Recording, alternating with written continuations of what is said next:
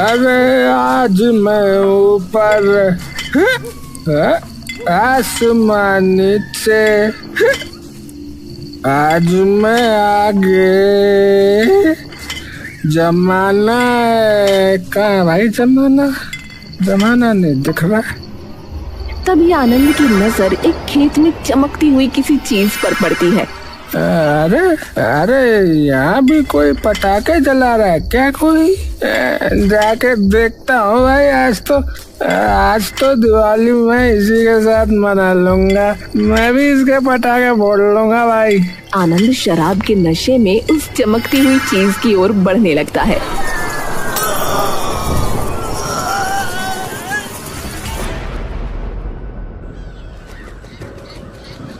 सूरज चढ़ते ही खेतों में किसानों का आना शुरू हो जाता है।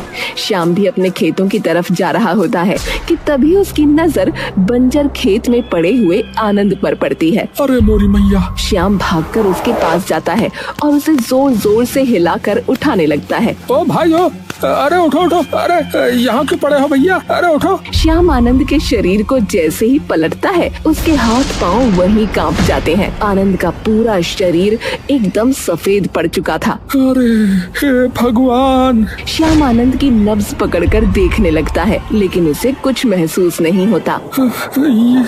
ये तो मर चुका है।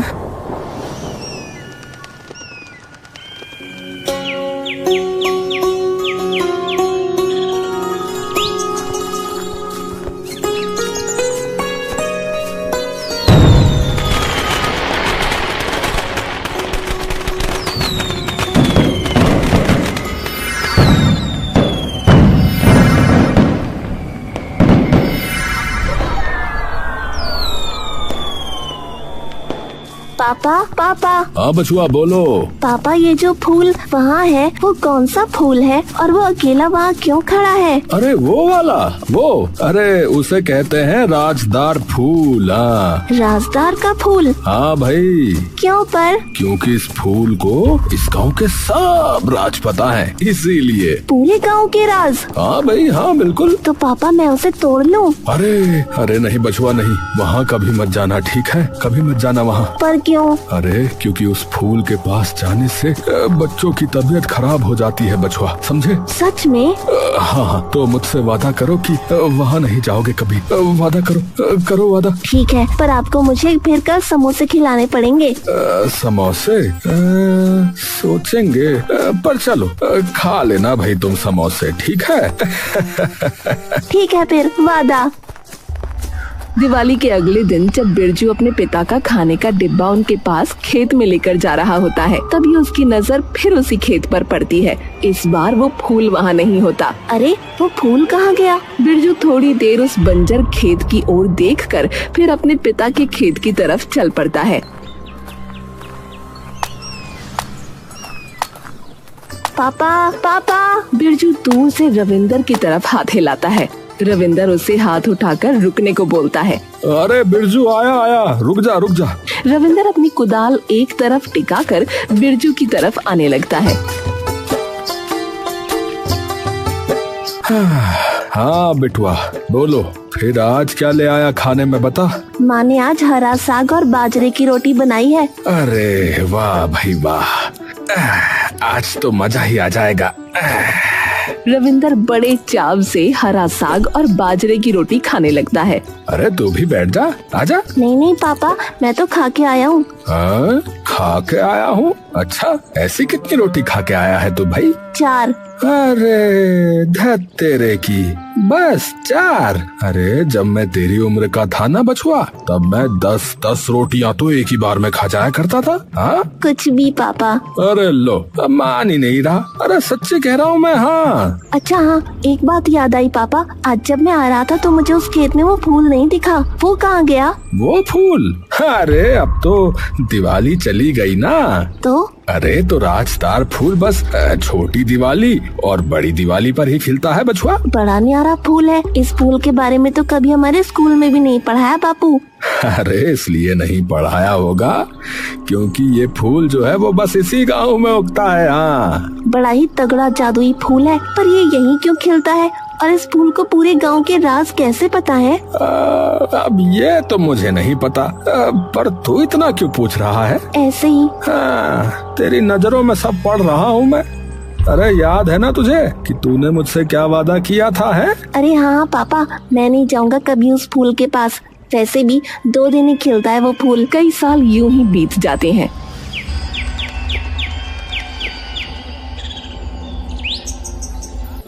और कुछ सालों में देखते देखते बिरजू भी जवान हो जाता है। एक दिन बिरजू आंगन में टहल रहा था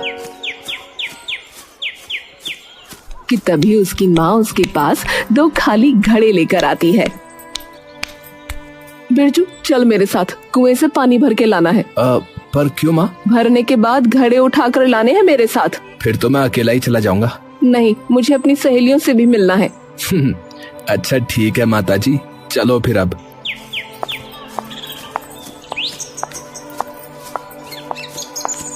दोनों माँ बेटे कुएं से पानी भरने आते हैं, लेकिन जैसे ही वो वहाँ पहुँचते हैं उन्हें पता लगता है कि कुएं की चरखी टूट चुकी है।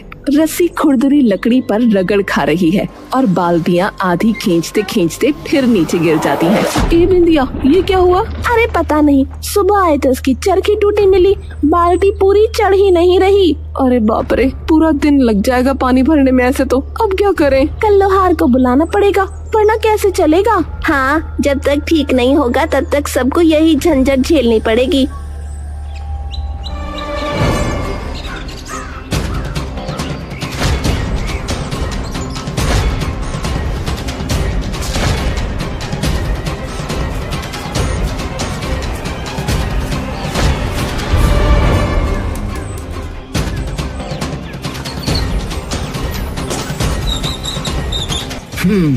अगर दिमाग लगाया जाए तो हर चीज का हल है।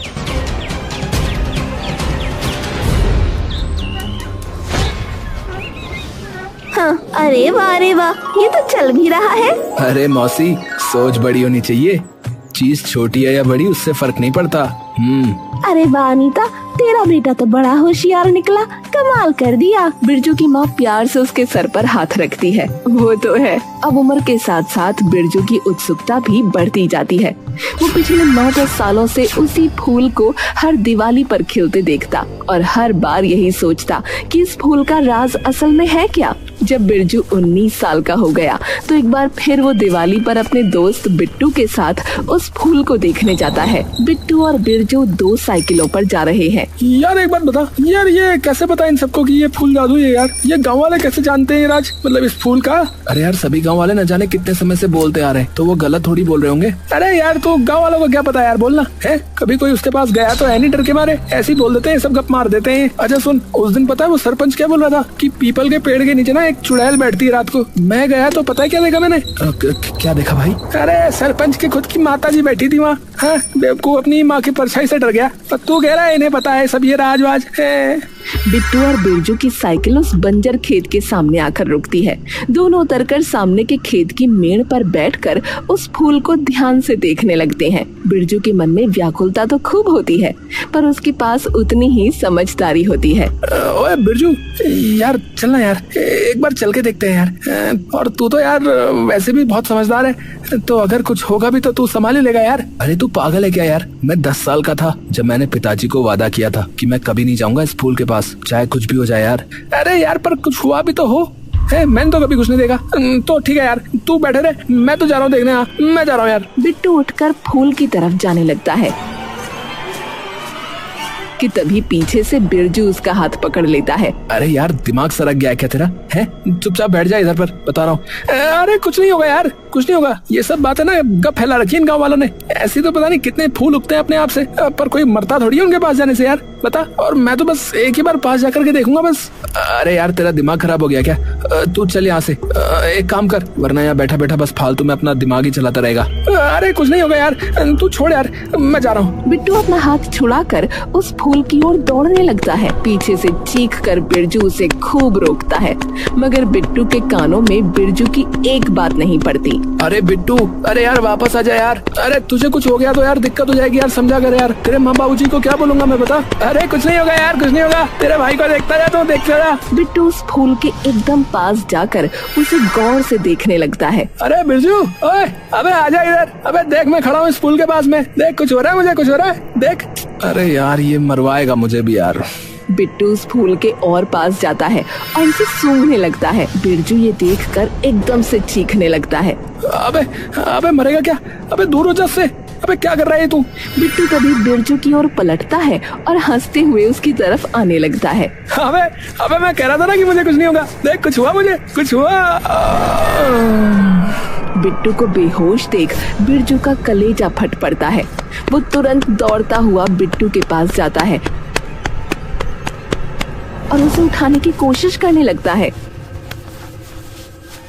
बिट्टू, ओए बिट्टू, अरे उठ यार। हे भगवान, इसे बोला था मैंने कि मत जा, अब हो गया ना विनाश। अब क्या करूं। हाँ, सबसे पहले तो इसे घर लेकर जाता हूँ। हाँ। बिरजू बिट्टू को साइकिल पर लाद कर उसे अपने घर ले जाता है।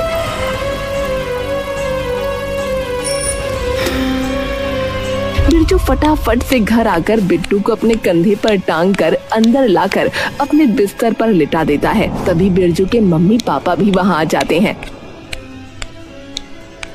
और बिट्टू को इस हालत में लेटा देख उनके होश उड़ जाते हैं। अरे क्या हुआ इसे? वो पिताजी। बिरजू के पापा बिरजू की घबराई हुई शक्ल देखकर समझ जाते हैं कि माजरा क्या है। कह दे कि तुम दोनों राजदार फूल के पास नहीं गए थे, कह दे। नहीं पापा, हम दोनों नहीं गए, सिर्फ ये गया था। क्या? अरे बछुआ, तुम्हारा दिमाग तो ठीक है। पिताजी, मैंने इसे रोकने की बहुत कोशिश की पर ये माना ही नहीं। हे भगवान, इसकी तो माँ इतनी चंडालनी है कि ढिंढोरा पीट देगी पूरे गांव में कि तूने उसका बेटा मार दिया। अरे पर मरा थोड़ी ना है ये तो बस बेहोश हुआ है तो।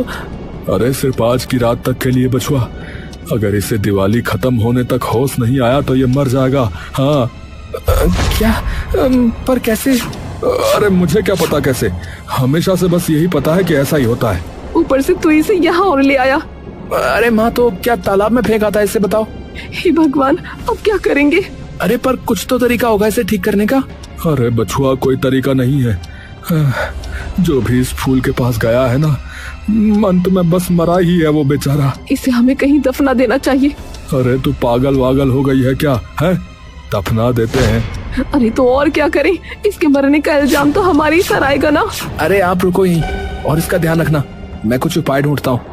बछुआ देख, कुछ भी हो जाए तो उस फूल के पास मत जाना, ठीक है, समझा? हाँ ठीक है। बिरजू साइकिल लेकर फिर से उस बंजर खेत पर चला जाता है और वहाँ पहुंचकर धीरे धीरे उस फूल के पास जाने लगता है और इधर उधर देखने लगता है। हाँ, माफ करना पिताजी, मेरे दोस्त की जान का सवाल है, अब तो जाना ही पड़ेगा। बिरजू उस फूल के अब एकदम पास आ जाता है और उसे सूंघने लगता है। बिरजू उस फूल को सूंघकर कुछ देर तो ठीक महसूस करता है, लेकिन धीरे धीरे उसकी नजरों के सामने की दुनिया अचानक घूमना शुरू हो जाती है और उसकी आंखों के आगे अंधियारा छाने लगता है। अरे ये कहाँ आ गया मैं, और ये कौन से और कैसे लोग हैं?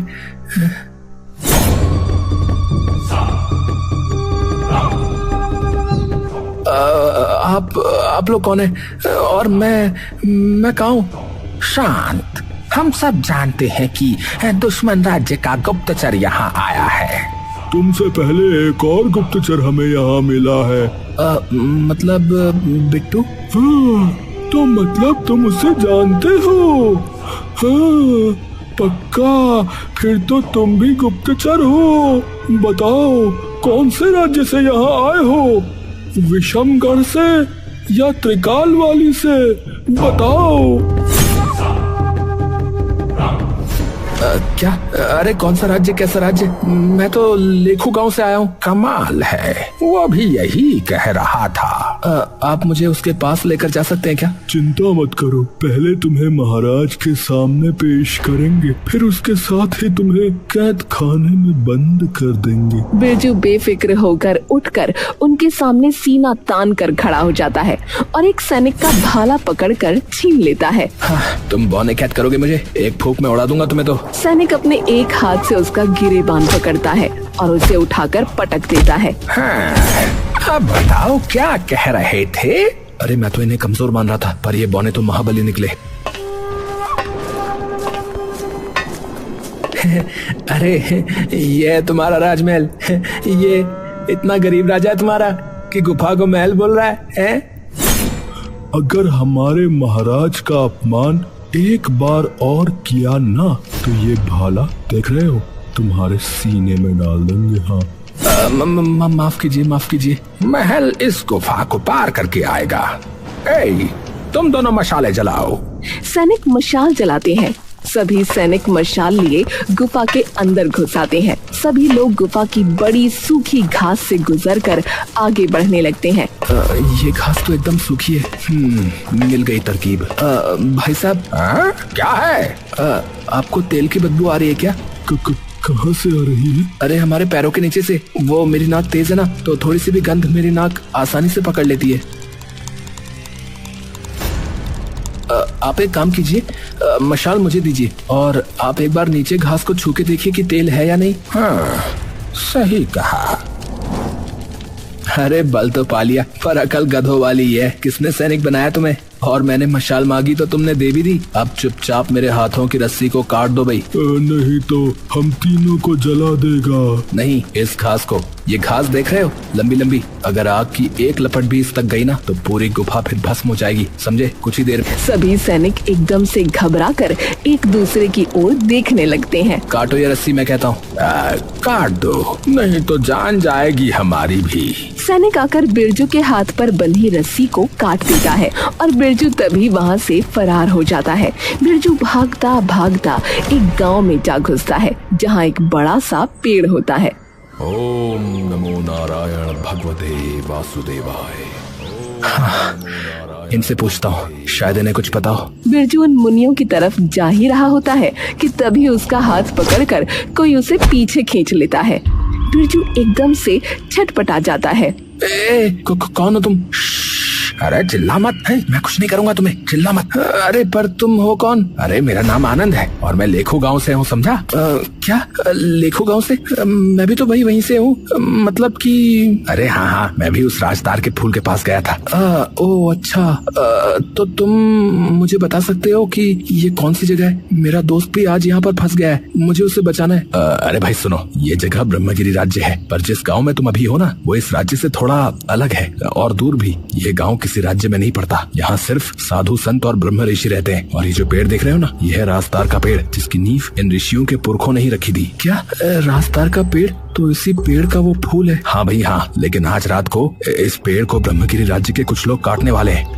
पर आपको कैसे पता कि ऐसा ही होगा? अरे भाई क्योंकि मैं अपनी आंखों से कई बार देख चुका हूँ। आज दिवाली है और आज ही की अर्धरात्रि में ये पेड़ कटेगा, देखना। पर क्यों और कौन कटवाना चाहता है ये पेड़? अरे भाई सुनो, ये पेड़ एक मायावी पेड़ है जिससे इस पूरे गाँव को ऊर्जा मिलती थी और इसी बात का लालच ब्रह्मगिरी राज्य के राजा महिपाल सिंह के मन में आ गया। दरअसल ब्रह्मगिरी गाँव में कई सालों से कोई वर्षा ही नहीं हुई थी, तो वहाँ के पेड़ पौधे, फसलें, कुएं सभी धीरे धीरे सूखते जा रहे थे। तो जब उनको इस पेड़ के बारे में पता चला तो उन्होंने एक रात अपने सिपाहियों को ये पेड़ काटने को भेज दिया। पर जैसे ही उन्होंने ये पेड़ काटा तो पूरे गांव में त्राही त्राही फैल गई, सब कुछ एकदम सूखा पड़ गया। और ये जो संत देख रहे हो तुम यहाँ पर, इनका सारा गुस्सा उसी दिन फूटा। ओम नमो नारायण भगवते वासुदेवाय। ओम नमो नारायण भगवते वासुदेवाय। ओम नमो नारायण भगवते वासुदेवाय। हमारी चीखें इसी गांव में सदैव गूंजेंगी, इस पेड़ के अंश में, जिसे न कोई तोड़ पाएगा और न कोई उसे काट पाएगा। और अगर कोई भी उसके पास आया तो उसकी आत्मा सदैव के लिए इस राजदार के अंश में कैद हो जाएगी। हमारी साधना की ताकत और ब्रह्मगिरी राज्य का ये घिनौना राज सदैव के लिए इस राजदार के अंश में जीवित रहेगा। जो भी मनुष्य इसके निकट आएगा वो ये ये सब देखेगा ताकि उसे पता चले कि राजदार को नुकसान पहुंचाने का परिणाम क्या होता है। सिर्फ कोई बुद्धिमान और साहसी ही इस श्राप से मुक्ति पा सकता है। और वो गांव हमारा गांव लेखो था, है ना? हाँ, जब मैं यहाँ आया तो मुझे समझ में नहीं आया कि बाहर कैसे निकलना है। तो मतलब तुम्हें अभी पता है कि कैसे बाहर निकलना है? हाँ भाई हाँ, पर तुम्हारे पास सिर्फ आज रात तक का ही वक्त है, बता रहा हूँ। अगर तुम पेड़ कटने तक इस पेड़ के पास नहीं आए तो फिर कभी नहीं जा पाओगे।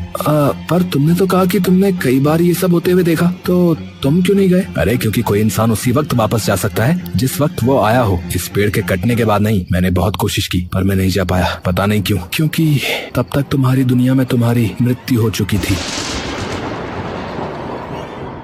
क्या कहा? ये तो मैंने सोचा ही नहीं। सुनो, तुम जाओ, जल्दी जाओ, समय नहीं है तुम्हारे पास बिल्कुल भी। जाओ, अपने दोस्त को राजा की कैद से छुड़ाकर फटाफट यहाँ से निकल जाओ। बिरजू तभी वहाँ से निकल जाता है।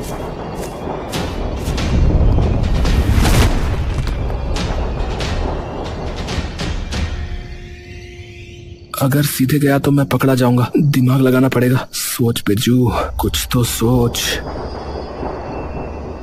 बिल्ली अगर दूध के पास से निकले तो किसी को शक नहीं होता। बिरजू रसोई में चुपके से घुसता है। बिरजू पास पड़ी बड़ी सी सब्जियों की टोकरी देखता है और खुद उसके अंदर घुस जाता है।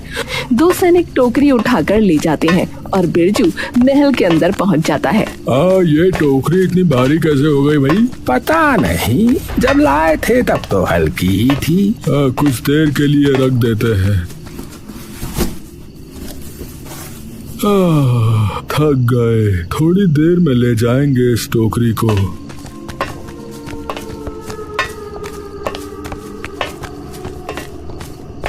बिरजू तभी वहाँ से निकल जाता है और फिर काल कोठरी ढूंढने लगता है। वो काल कोठरी ढूंढ ही रहा होता है कि तभी उसे दो सिपाहियों की आवाज आती है।